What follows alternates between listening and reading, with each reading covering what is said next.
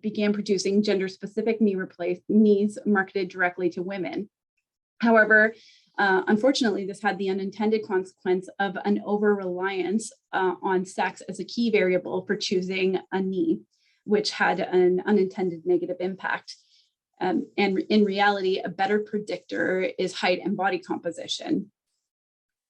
And so it's not just as easy as saying that knee replacements can be sex specific with knees produced for men and women as a homogeneous group. And in fact, looking at that research, I found it interesting because you can't tell from a virtual call, but I'm 6 feet tall. So if I had a knee replacement for someone who was about the average height of 5'4", it probably would not work for me.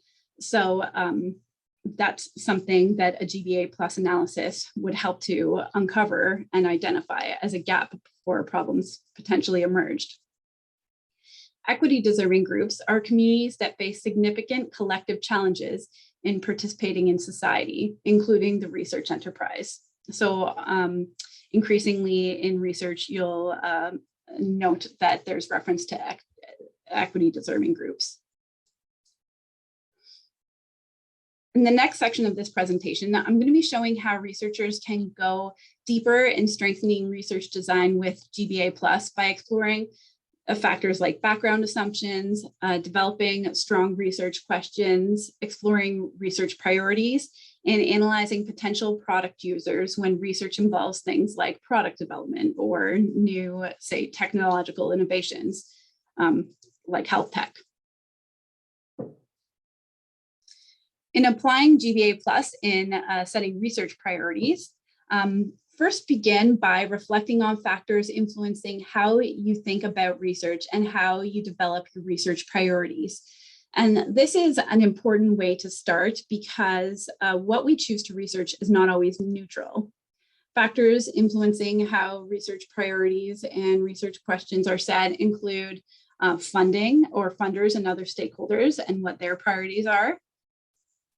Health funding priorities, the regulatory environment, in Canada, for example, health tech regulations, how academic disciplines are organized.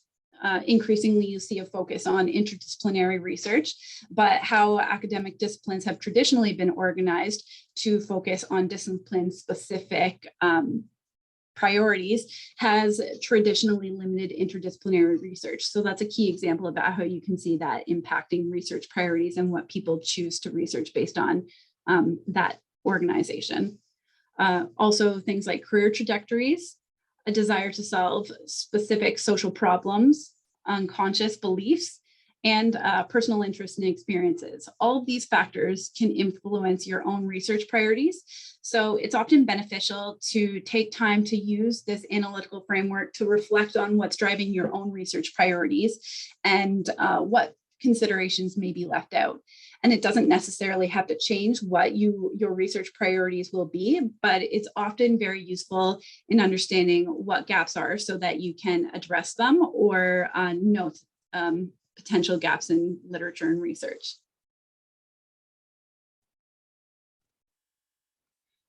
With Gender-Based Analysis Plus, you can also determine available evidence to inform an effective research project. What is known about the policy issue or problem, and what gaps in knowledge are about different populations of women, men, and gender diverse people exist, for example. You can also ask the extent to which attention to diversity is reflected in the research and whether the analysis is objective or biased and perpetuating stereotypes. This is important to discern when you're reviewing literature. Also consider things like which factors and aspects of identity have been taken into account and which remain unexplored, which could be a good direction for setting your own research priorities. Consider the extent to which addressing diversity in the sample would have yielded different findings. You can also critically review existing literature with a GBA plus lens, again, by asking key questions. And this is where the analytical process comes in, looking at some questions such as what is known, what are the gaps, and what factors need to be further taken into account. You can consider what research questions would contribute to robust research design. As a practically applied example for understanding how we can use GBA Plus to understand research priorities, consider Ontario Health's First Nations, Inuit Métis, and Urban Indigenous Cancer Strategy for 2019 to 2023, which is considered a roadmap that sets direction with specific objectives to improve the quality of cancer experience for patients, families, and healthcare providers. The strategy challenges the background assumptions that a one-size-fits-all approach is sufficient by including increased participation in screening as a key strategic direction. Objectives for this plan include improving screening by reviewing and implementing evidence-informed recommendations to improve screening participation. For example, screening closer to communities, collaborating with community partners to build trust, and developing culturally appropriate Indigenous-specific screening communication materials. Each of these areas reflect the identification of a previously overlooked gap with existing screening approaches. Another key strategic direction in the strategy is a need to identify access and analyze health data, both qualitative and quantitative, to understand how Ontario's health system is performing for Indigenous peoples. This strategy is largely guided by the fact that previous research and existing data has identified clear gaps. For example, Indigenous women live an average of 6 years less than non-Indigenous women in Canada. A review of existing literature indicates that this inequity can in part be explained by determinants of health that disproportionately affect Indigenous peoples and Indigenous women in particular. In thinking of screening, a GBA plus, or gender-based analysis plus, may guide researchers to ask, how does access to cervical cancer screening shape an Indigenous woman's experience with and prevalence rate for cervical cancer? And how are needs unique for this population? How are screening approaches not currently serving this population?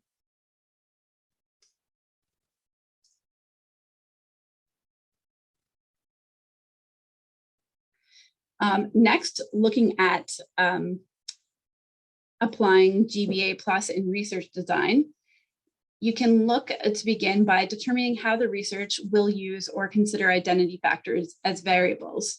For example, when using tissue and cells in biomedical research, note that not every experiment may need to be designed to evaluate sex differences, but the sex of tissues or cells used in research should be noted and reported to ensure that experiments are reproducible and that findings in one sex are not overgeneralized to the other sex. And in this example, you need to consider if a cell or tissue will be influenced by sex hormones. This particular example comes from Stanford University's Gendered Innovations Health and Medicine Checklist, and again, will be one of the recommended tools I include at the end of this presentation, because it has a lot of very specific examples. And while your approach to your research may differ, there's such a broad variety of examples that I think there'll be something that really helps direct you towards specifics to your own research in a good way, or at least get you thinking in that direction. You can also consider how the research question and research outcome might be affected by identity factors, and these factors should be carefully analyzed and considered before being ruled out. So a careful analysis is needed to ensure that you are not conflating categories. For example, conflating biological sex with gender, which is socioculturally determined, and a combination of attitudes, behaviors, and identities. In studies of bone tissue, for example, bone development is found to be influenced by biological sex, but also by gender through diet and patterns of physical exercise. In applying GBA plus in research design, you can also determine sampling considerations. For relevant factors, how will you ensure sufficient representation? Will this affect a randomized design? And will you need strategic oversampling for a good statistical analysis, for example? You can also consider GBA plus in instrument bias. You can ask things like, do people of all cultural backgrounds perceive pain the same way?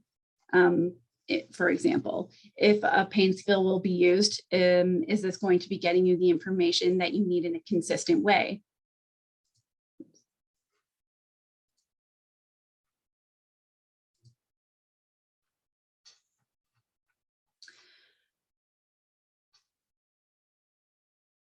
Note that barriers to participation and access could also be present. If your study requires transportation to a research site, for example, does this exclude folks who are low-income earners or those who do not have reliable access to vehicles and cannot easily schedule around shift work or childcare responsibilities? These are all factors that can be considered and are a part of applying a GBA plus in the research design before research even gets started.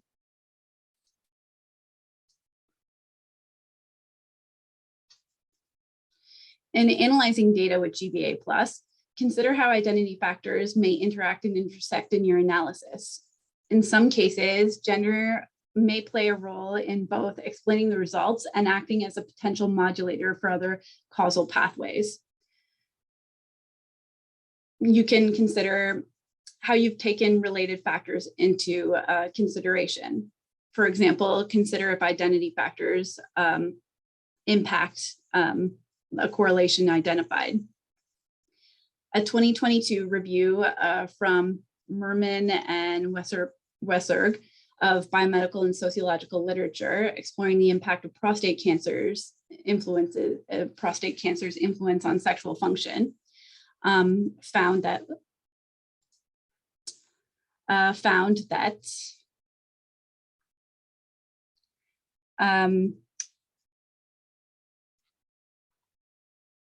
that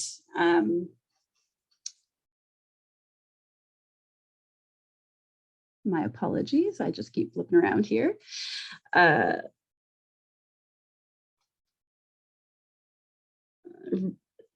Yes, found that cancer's influence on sexual function and self-perceived masculine identity concluded that masculine gender norms influence a patient's willingness to engage with prostate cancer screening, diagnosis, and treatment. In part, this is due to the perception that treatment may impact sexual function, as well as the perceived ties to masculine identity that reduce the likelihood that trans men will seek screening. Existing literature suggests that sex and gender can't be treated as separate concepts, but are rather tightly entwined when dealing with experiences of patients with prostate cancer.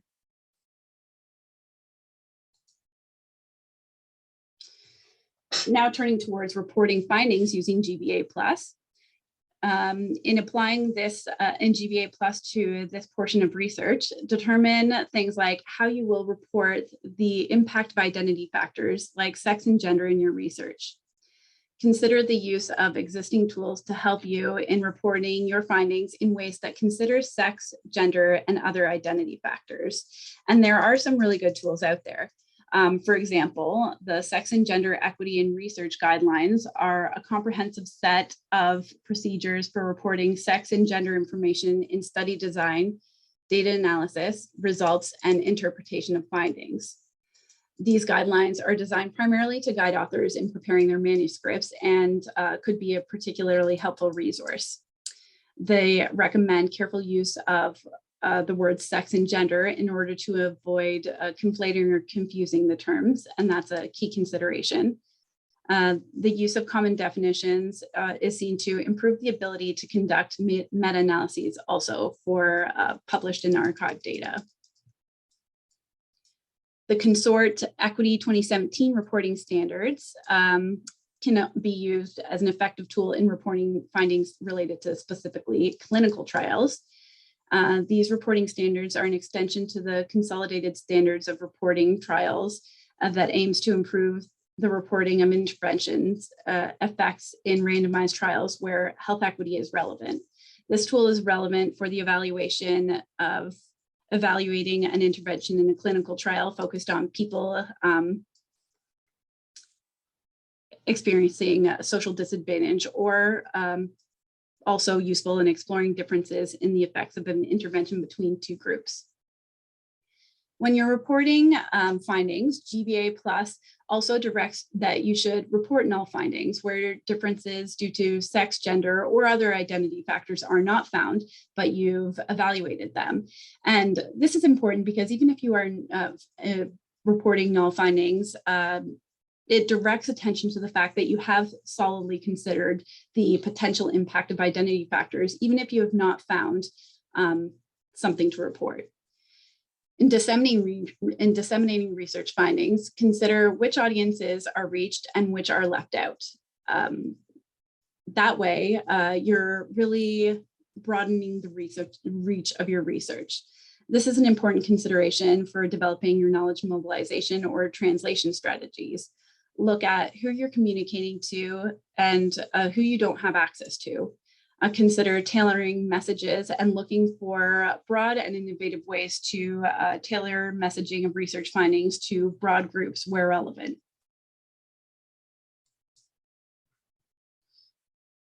Now I'm going to turn my attention to the next phase of the presentation, which is looking at applying GBA Plus in grant opportunities. Grants increasingly include requirements to embed GBA Plus or other equity-based analyses in research design. As noted earlier, the tri-agencies have made specific commitment to this work. So one specific example of a grant opportunity that requires a GBA Plus analysis for the research design is the New Frontiers in Research Fund Exploration Stream Grant. The goal of the Exploration Stream New Frontiers in Research Fund opportunity is to inspire high risk, high reward, and interdisciplinary research. So it looks to support projects for those who don't have a background in this granting opportunity. It looks to support projects that bring together disciplines beyond traditional boundaries for common interdisciplinary approaches. It also looks to support those that propose to explore something new which might fail, and those who seek to have a potential impact that's quite significant. The review process for New Frontiers in Research Fund includes a requirement for demonstration of application of equity, diversity, and inclusion in the research design through analytical approaches, providing examples like GBA Plus, as well as anti-racist approaches and disaggregated data collection. The purpose of this requirement, as stated through New Frontiers, is to promote rigorous research that is sensitive to sex and gender, as well as many other identity factors, again, such as race, ethnicity, religion, age, and ability. These considerations must be integrated into the research design where appropriate. And this is what reviewers for this particular opportunity are going to be looking for.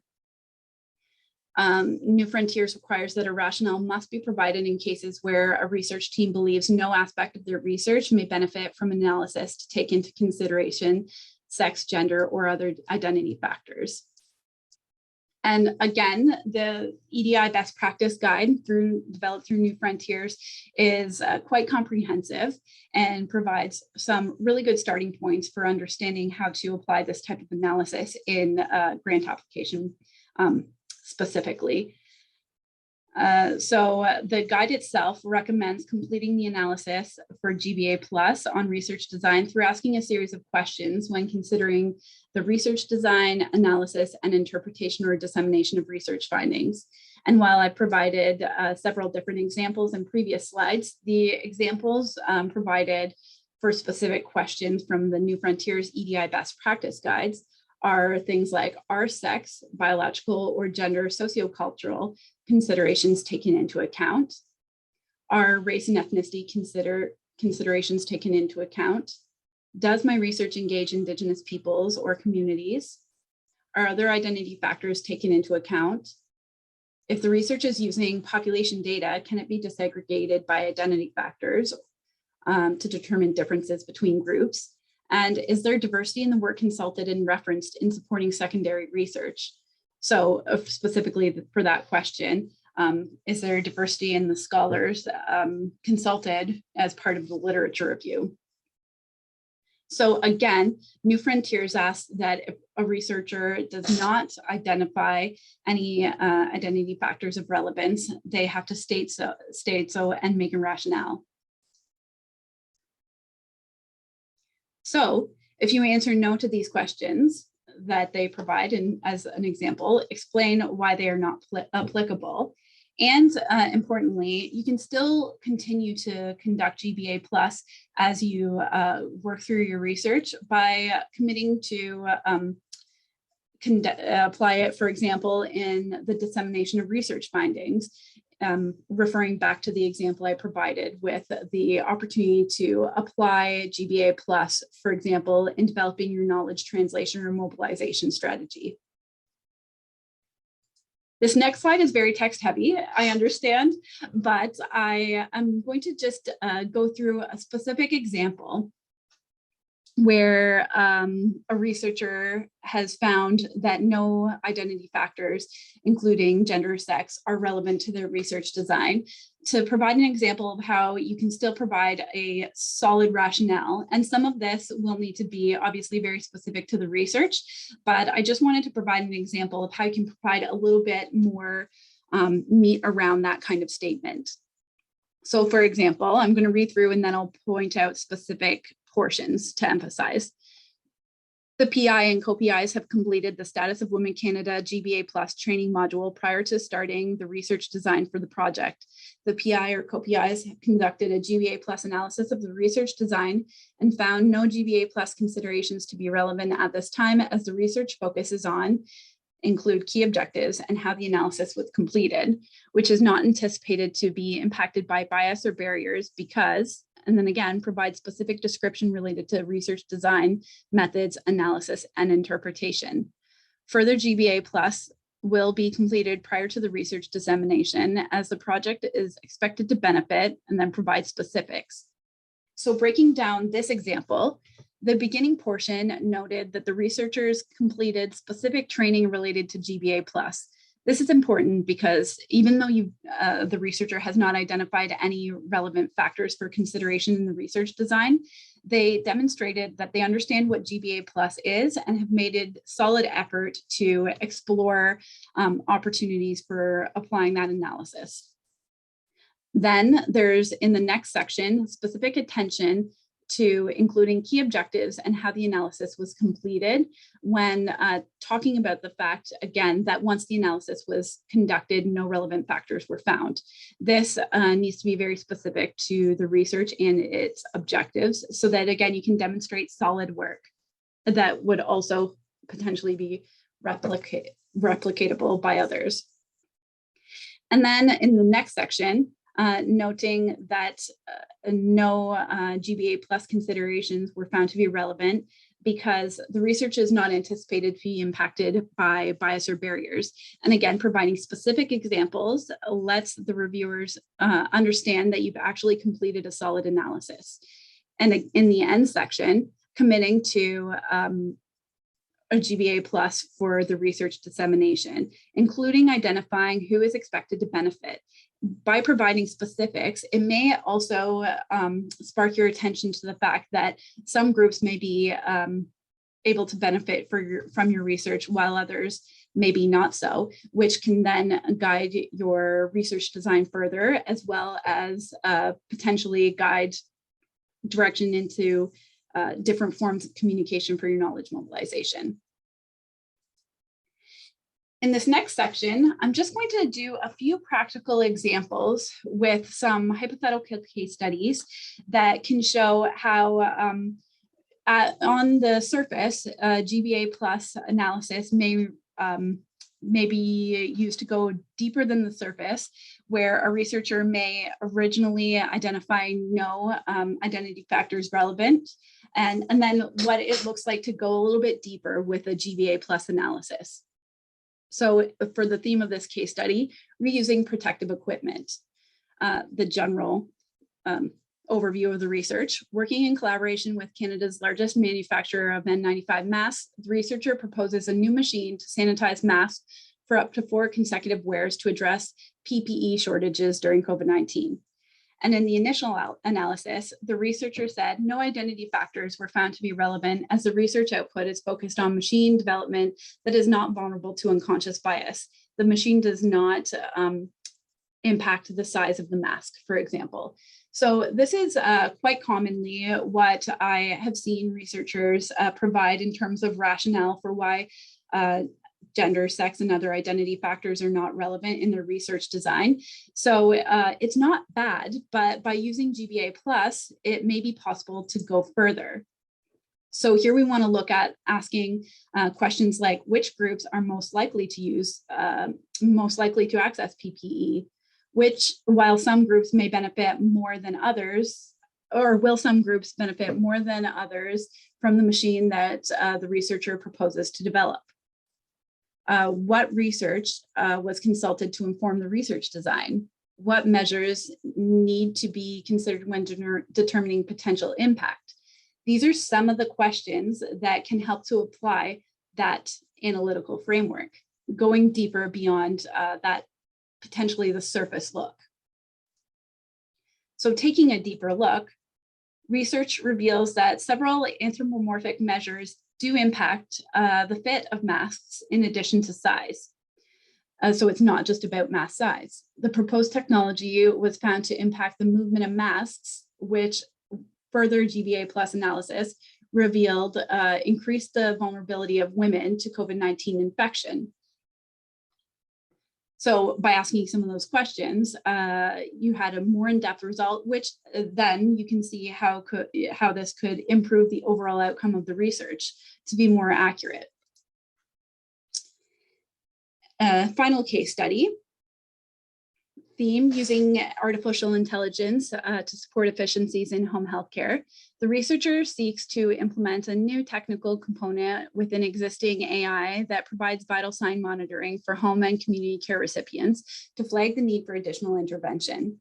In an initial analysis, the researcher indicated that no identity factors were found to be relevant as the research output will focus on a specific technical component that reduces the need for manual checking of vital signs, which is anticipated to reduce bias. But a GBA+ analysis would encourage a researcher to ask questions that go beyond that, like whom will this benefit and who will be left out or put at risk? How do norms shape the current system of care that this technology will be situated within? What factors were considered when determining how this research would impact care? How may wealth disparities impact disproportionate access to care? How may bias be embedded in this component of the current AI? So taking a deeper look, further analysis revealed that while the new technical component would improve the efficiency of the AI technology, it would make it unaffordable in some areas for some home care recipients. Further analysis also revealed that reduced need for manual checking of vital signs results put some home care recipients at a disadvantage as social factors could not be considered. So vital signs at, say, a marginally bad level may be a more acceptable risk if someone had a caregiver in the home who was having a close eye and providing direct support. However, those who were receiving care but themselves had to provide care and were in the house otherwise without support may be more at risk. So those are just a few examples to walk you through that show how you could apply this type of analytical framework for your own research. Some final thoughts on GBA+. GBA+ is an analytical process, which means it involves asking tailored questions. So there's not necessarily a one-size-fits-all approach. Each issue or problem under investigation requires a different set of aspects of identity for consideration. For example, sometimes it might be gender, ethnicity, and class. Other times you could be considering the impact of geography, gender, and ability. Even where identity factors are not found to be relevant to your research, you can show your work And this is particularly important for grant opportunities where you will be required to conduct a GBA plus or another analytical framework that contributes to a review of equity, diversity, and inclusion considerations. And even where you don't identify any relevant identity factors, always consider opportunities for ongoing gender-based plus analysis in research dissemination. For example, consider how you are communicating to audiences, who you are reaching and who is left out.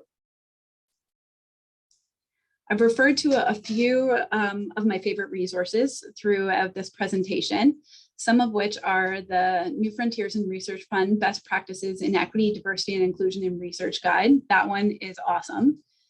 Another is the Status of Women Canada Introduction to GBA Plus module for some additional training. Stanford University's Gendered Innovations in STEM and Stanford University's Intersectional Design, as well as Gendered Innovations 2, How Inclusive Analysis Contributes to Research and Innovation. These three resources through Stanford University are fantastic and provide some really good examples, as well as checklists and other tools. So with that, I'm going to open for a few minutes of questions. I'll stop sharing my screen right now so that I can see any questions coming forward. And thanks very much for your time and attention.